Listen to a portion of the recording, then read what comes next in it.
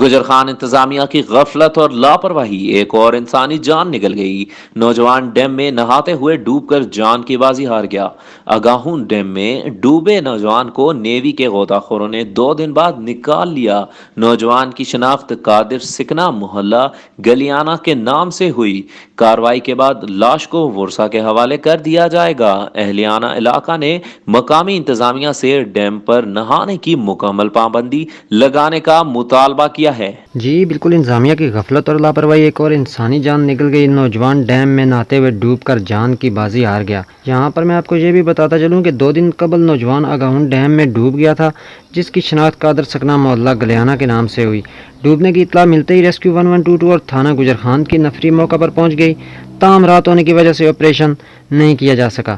صبح ریسکیو نے پانی میں آپریشن شروع کیا، لیکن رات کے تک کامیابی نہ مل سکی، جس کے بعد نیوی کے غوطہ خور طلب کیے گئے، جنہوں نے آج صبح آپریشن شروع کیا اور تھوڑی دیر بعد ہی لاش کو نکال لیا۔